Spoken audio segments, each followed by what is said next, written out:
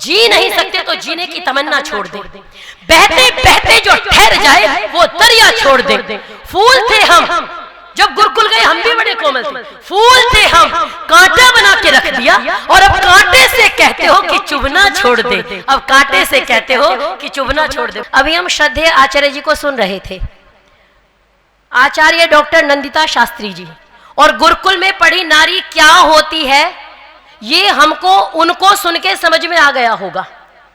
और पंक्तियां है ना कि आएंगे खत अरब से जिनमें लिखा होगा गुरुकुल का ब्रह्मचारी हलचल मचा रहा है। गुरुकुलों की आवश्यकता क्यों है?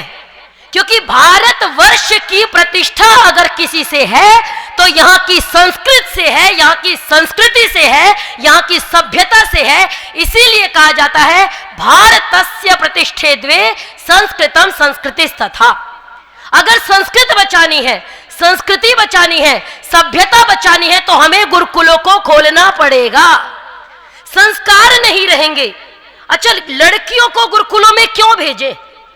विशेषकर लड़कियों को, मैं कहती हूं लड़कों को भी भेजना चाहिए, लेकिन लड़कियों को इसलिए भेजें कि आज हमारे देश में जो समस्याएं उत्पन्न हो रही हैं, चाहे वो लव जिहाद की हो, सरकार कानून बनाने पे अगर तत्पर हो जाए तो आप विचार करो कितनी बड़ी समस्या है।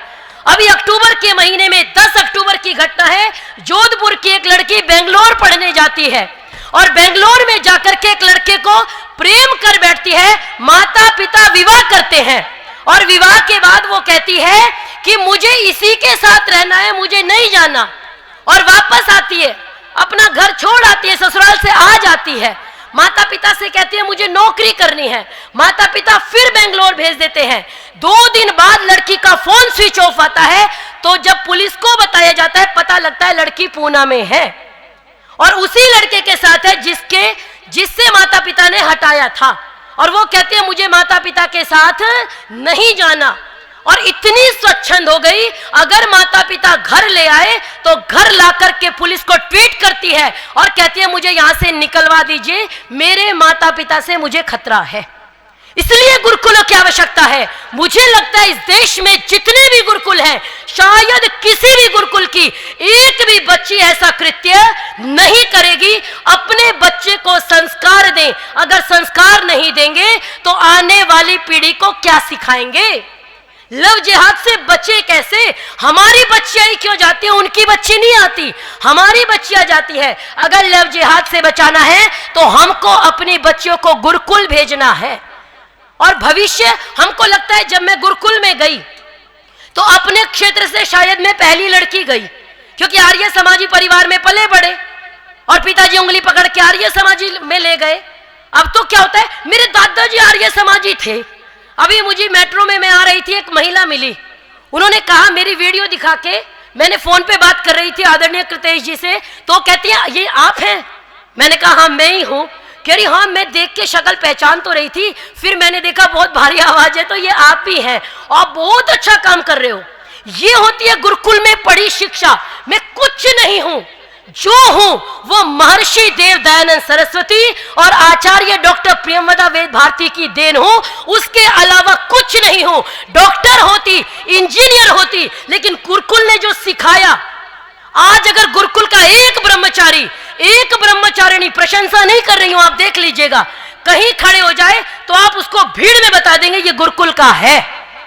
नेतृत्व करने की बात आए, हमको कहा जाता है कैसे नेतृत्व करेंगे, संस्कृत पढ़े हैं। मैं कहती हूँ कॉलेज में जितनी ज्यादा कंट्रोल हमारा होता है ना बच्चों पे, बड़े बच्चों पे भी, छोटे तो छोड़ दो, मेरी बहन आदरणीय प्रियंका जी बैठी है, उतना कंट्रोल किसी का नहीं हो सकता, क्योंकि गुरुकुल में सर्वांगीण विकास होता है। जैसे वो आचार्य द्रोण की पंक्तियां है ना, अग्रतश्चतुरो वेदाः पृष्ठतः सशरम धनु इदम ब्रह्ममिदं क्षात्रम शापादपि शरादपि। अरे मेरे आगे चारों वेद हैं, पीछे धनुष बाण है, या तो शस्त्र में आ जाओ या शास्त्र में आ जाओ, मैं दोनों में तुम्हारा मान और मर्दन करने के लिए तैयार हूं। यही गुरुकुलों में सिखाया जाता है। हम अपनी बेटियों को अगर गुरुकुलों में नहीं पढ़ाएंगे, कटु सत्य बोल रही हूं, हम गुरुकुल में गए, पहले कहा गया अरे जी भेज दी, अकेली लड़की थी, गुरुकुल भेज दी, क्या करेगी, देखेंगे क्या करेगी, सबने मजाक उड़ाया। आज कहते हैं अरे भैया अगर बेटी हो ऐसी तो 4 भी हो जाए तो भी कोई समस्या नहीं है, ये गुरुकुल ने दिया है। तो अगर अपने बच्चों को गुरुकुलों में भेजेंगे, हमको क्या लगता है गुरुकुल तो गरीबों के लिए होता है। थोड़ा सा मेरी बात बुरी लगेगी लेकिन खरा बोलने की आदत है। सत्य के ग्रहण करने असत्य के छोड़ने में सर्वदा उद्यत रहना चाहिए। ये केवल नियम लिखने के लिए नहीं है, इसको धारण करने के लिए है। तो क्या कहा जाता है, अरे जी गुरुकुल में तो गरीब बच्चा, हम तो अपने को कॉन्वेंट में पढ़ाएंगे। अच्छा बहुत अच्छे, अपने को कॉन्वेंट में पढ़ाओ। विचार कीजिए पूरा सनातनी समाज जो अपने को सनातनी कहते हैं, मैं उनको भी कहती हूं, शिक्षा सौंप दी ईसाइयों को और जमीन दे दी वक्फ बोर्ड को, तो आने वाला भविष्य हमारा कैसे होगा। जिन बच्चों को किराएदार पढ़ाएंगे वो बच्चे मालिक बन ही नहीं सकते, उनके तो दिमाग में गुलामी भर गई। ये विचार करने की आवश्यकता है। हमारी बेटियां कितनी जल्दी परिवर्तित होती हैं, फूंक मार के तिनका उड़ाना फिर भी कठिन है, लेकिन हमारी बेटियों को परिवर्तित करना बहुत आसान है, क्योंकि हमने उनको संस्कार नहीं दिए, कभी गुरुकुल नहीं दिखाए, कभी गुरुकुलों में 1 महीना के लिए भी नहीं ले गए। अजी हम आर्य समाजी तो हैं। अभी वो ट्रेन में मुझे कह रही थी, मैं मुजफ्फरनगर से हूं, मेरे दादाजी आर्य समाजी थे, आप जैसे लोगों की बहुत आवश्यकता है। अब मैं लौट के प्रश्न करूं, मेरे जैसों की आवश्यकता है, आपकी बेटी नहीं है, आपके बच्चे नहीं है, लेकिन भगत सिंह तो चाहिए लेकिन दूसरे का चाहिए, रानी लक्ष्मीबाई तो चाहिए लेकिन दूसरे का चाहिए। अपने बच्चों को जब तक नहीं बनाएंगे हम सुधरेंगे, जग सुधरेगा। अपने से सुधार प्रारंभ कीजिए। आज हमारी बेटियां, चाहे वो लव जिहाद हो, चाहे वो रील्स में नग्नता परोसना हो, केवल हमारी बेटियां हैं। आप देखिए रील्स पे आपको मिलेंगी, आप पूरा स्क्रॉल करते जाइए, वो उपदेश नहीं दे रही ज्ञान का, वो क्या करेंगी, ठुमके ही लगा रही हैं, कोई संस्कार का उपदेश नहीं है। अगर उनको सही दिशा नहीं देंगे, अगर उनको नहीं बताएंगे कि परम प्रतापी मेवाड़ी माटी का गौरव गान सुनो, हम कौन थे। अगर गुरुकुल परंपरा रही, वेदों की परंपरा रही, तो हमारे देश में कैसी नारियां रही। परम प्रतापी मेवाड़ी माटी का गौरव गान सुनो, समर भूमि में अड़ा खड़ा ललनाओं का सम्मान सुनो, सुनो प्रतिज्ञा की परिपाटी, यत्नों का परिणाम सुनो, और बलि वेदी पर पृथक लड़ा वह भीषण रण संग्राम सुनो। सुनो कि कैसे लड़ जाते थे, सुनो कि कैसे लड़ जाते थे हम सम्मान बचाने को, और क्षण भर भी न विलंबित होते अग्नि मध्य जल जाने को।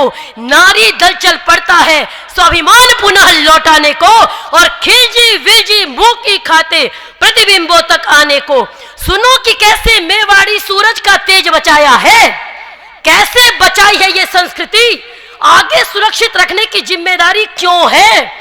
सुनो कि कैसे मेवाड़ी सूरज का तेज बचाया है, सुनो कि कैसे बलिदानों ने निज सम्मान बचाया है, सुनो कि कैसे रूप सलोना अग्नि कुंड तक आया है, सुनो कि कैसे ज्वाला ने खुद ज्वाला को चमकाया है, सुनो कि कैसे जली पद्मिनी।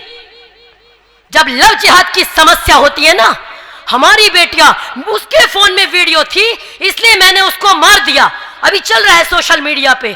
सुनो कि कैसे जली पद्मिनी शील बचाने की खातिर, और तुमने सारी शर्म बेच दी रील बनाने की खातिर, तुमने सारी शर्म बेच दी रील बनाने की खातिर। अपने बच्चे को पढ़ाइए लिखाइए, साक्षर बनाइए, लेकिन शिक्षित भी बनाइए। अगर शिक्षित बनाएंगे तो निश्चित रूप से परिवर्तन आएगा, नहीं तो याद रखिए आज हमने अपने पर्व केवल नाचने के बना दिए। और दायित्व किसका है, नारी का, क्योंकि महर्षि दयानंद सरस्वती ने कहा मातृमान पितृमान आचार्यवान पुरुषो वेद, माता का सबसे ज्यादा दायित्व है। और जो बच्चे की पहली गुरु है वो स्वयं ही गुरु जी के चक्कर में घूम रही है, वो स्वयं ही चमत्कार को नमस्कार कर रही है, तो कैसे परिवर्तन आएगा। अगर परिवर्तन लाना है तो माता को शिक्षित करना पड़ेगा। अगर माता अंधकार में फंसी नहीं होगी तो कभी भी बच्चा अंधकार में नहीं फंसेगा। और माता चूंकि गुरुजी के चक्कर लगा रही है तो बच्चा भी अपनी पर्ची निकलवा रहा है, मेरा क्या होगा। जिस देश का भविष्य मूर्खों के सामने पर्ची निकलवाए, जिस देश का भविष्य मजारों पे नाक रगड़े, उस देश का भविष्य चौपटियों ने, ये याद रखिएगा। इसको उत्थान नहीं कहते, इसको पतन कहते हैं। दीपावली के दिन पहुंच गए मजार पे मत्था टेकने। मैं कहती हूं एक गुरुकुल की लड़की बताओ जिसका आपने लव जिहाद से आपको बचा के लाना पड़ा हो। हमको आके कोई क्यों नहीं बात करता? क्योंकि पता ना जी इनको मत छेड़ो, ये तो अग्निगंधा है, तो भैया इतना कोमल क्यों बनना है? वैसे तो कहेंगी फूल नहीं चिंगारी है, हम भारत की नारी है। और जब कोमल बनने की बात आए, जब परिवर्तन की बात आए, दिमाग काम नहीं करा। 24 साल की लड़की अगर हाथ जोड़ के कहती है कि मुझे अपने पिता और भाई से खतरा है, तो मुझे लगता है समाज को जागरूक हो जाना चाहिए, जागृत हो जाना चाहिए। याद रखिए, जलते घर को देखने वालों फूस का छप्पर आपका है। जलते घर को देखने वालों फूस का छप्पर आपका है।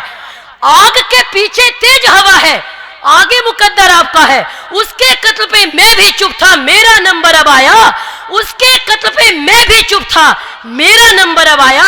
और मेरे कत्ल पे आप भी चुप हैं तो अगला नंबर आपका है। मेरे कत्ल पे आप भी चुप हैं तो अगला नंबर आपका है। मिलकर के लड़े, एकजुट होकर के लड़े, गुरुकुलों को इतना समृद्ध कीजिए। आचार्य जी को पूछिए आपको क्या आवश्यकता है, हमें बताइए। हम बड़े बड़े लोगों की निंदा करते हैं, लेकिन उन बड़े लोगों के पास जब आप जाके कहोगे ना गुरुकुल खोलना है, वो आपको इतना सपोर्ट करेंगे, इतना सपोर्ट करेंगे, बहुत ज्यादा। आप कम से कम जब तक गुरुकुलों को मजबूत नहीं करोगे, सबसे ज्यादा शक्ति कहां है? गुरुकुलों में। निर्माण तो वही होना है। मुझे कई लोग कहते थे आप बोलती हैं लेकिन जब तक निर्माण नहीं होगा तब तक क्या होगा? मैंने कहा चलिए जी, अब बैठ के ईश्वर ने ऐसा मौका दिया घुमा फिरा करके कि आइए अब बैठ के निर्माण कीजिए। तो आचार्यों के हाथ बनिए, संबल बनिए, उनको कहिए आप शास्त्र पढ़ाइए, आप शस्त्र चर्चा कीजिए गुरुकुलों में। और गुरुकुलों को चलाने की जिम्मेदारी हमारी है, हमारे समाज की है, क्योंकि गुरुकुल हमारी धरोहर है, गुरुकुल सीमा है, उसकी रक्षा करनी है। और अंतिम में यही कहूंगी, अगर मेरी कोई बात कटु लगी हो तो याद रखिए, मीठा मीठा बोल करके इतने टुकड़े हो गए देश के। और अगर आगे नहीं कराने तो कम से कम ये नीम का घूंट पीना सीखिए। और अंतिम में 2 पंक्ति कह के वाणी को विराम। जी नहीं सकते तो जीने की तमन्ना छोड़ दे। क्यों बोलने लगे ऐसा? आचार्यों का संघर्ष देखा, आचार्यों का पुरुषार्थ देखा। आचार्य डॉक्टर नंदिता शास्त्री जी बैठी हैं, आचार्य डॉक्टर प्रियंवदा भारती जी मेरी आचार्य, जिन्होंने गुरुकुल नजीमाबाद की स्थापना की। एक एक ईंट जोड़ने का संघर्ष देखा है हमने, एक एक यात्रा का संघर्ष देखा है। और आज अगर आप हमको देख रहे हैं ना, ये हम नहीं है। मैं हमेशा कहती हूं, मेरे माता पिता कहते हैं, केवल और केवल आचार्य जी का योगदान है। अगर आचार्य जी नहीं बनाती तो आज हम यहां नहीं होते। तो इसलिए गुरुकुलों को मजबूत कीजिए। अंतिम में 2 पंक्ति, जी नहीं सकते तो जीने की तमन्ना छोड़ दें। बहते बहते जो ठहर जाए वो दरिया छोड़ दें। फूल थे हम, जब गुरुकुल गए हम भी बड़े कोमल थे। फूल थे हम, कांटा बना के रख दिया। और अब कांटे से कहते हो कि चुभना छोड़ दे। अब कांटे से कहते हो कि चुभना छोड़ दे। बहुत बहुत धन्यवाद।